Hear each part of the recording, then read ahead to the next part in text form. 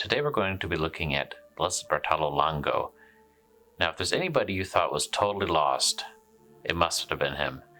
He was a Satanic Priest who later, through the power of prayer, intercession, and the Holy Rosary, became a blessed in the Church.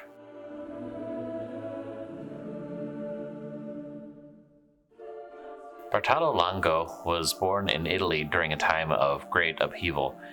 Italy was going through unification, and there was nationalistic political parties going around the country.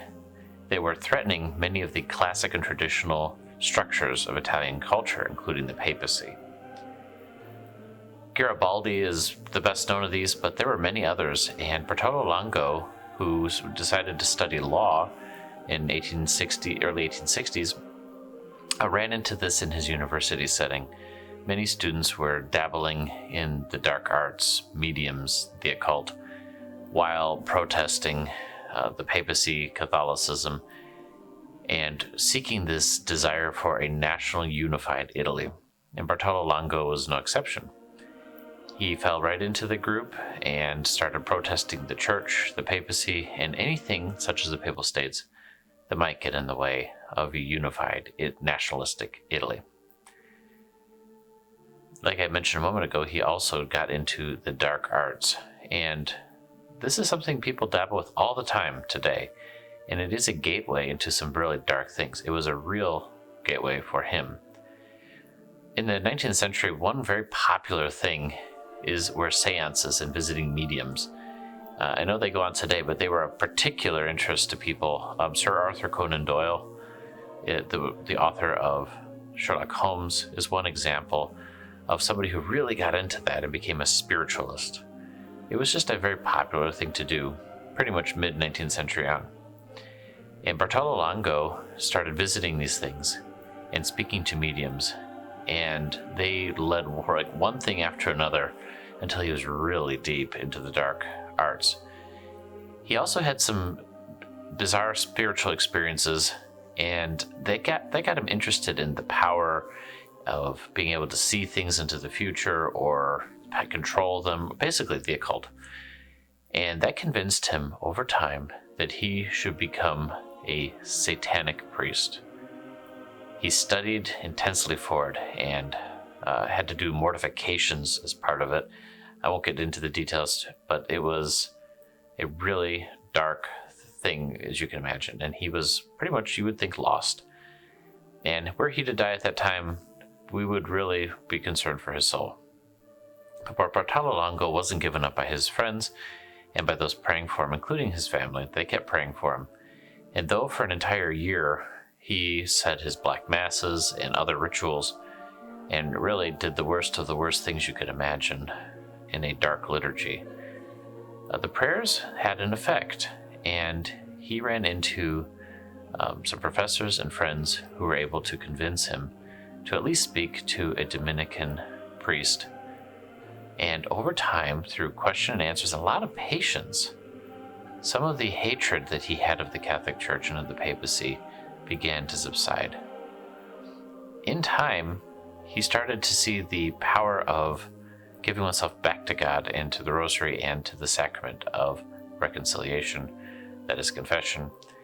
And eventually, he made a confession and left the priesthood, the Satanic priesthood.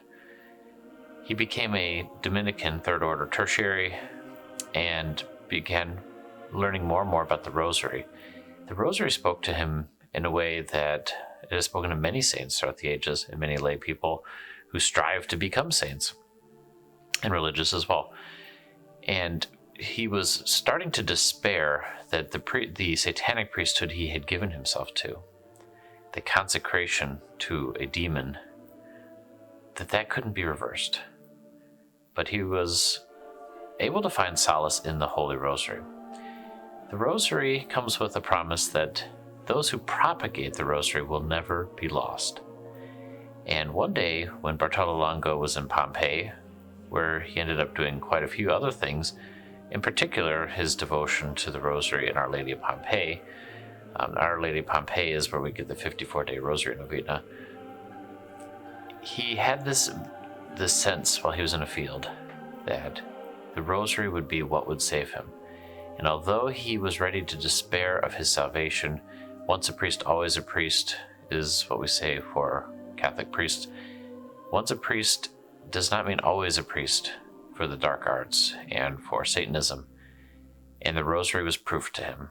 And he ended up spending the rest of his life championing the Rosary. He actually had quite a bit of influence.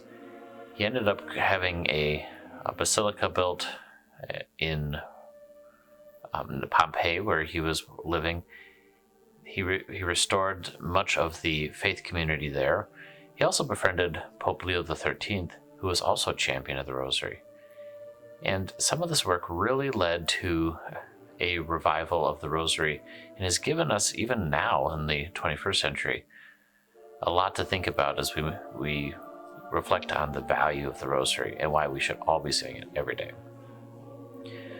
One thing that I didn't know when I was researching this and looking into this was that the Luminous Mysteries, which Pope John Paul II, now St. John Paul II, said were an option to pray as well, those came from some of the things that Blessed Bartholo Longo wrote. So that's food for thought, that maybe that somebody who was so lost into the dark arts, so lost that he despaired of his own salvation, that through the Rosary and through meditation on holy things, on the life of Christ, that we too should never despair, no matter what we've been into. We should make a confession just as he did. We should never despair. Turn to God. Turn to the sacraments in the church.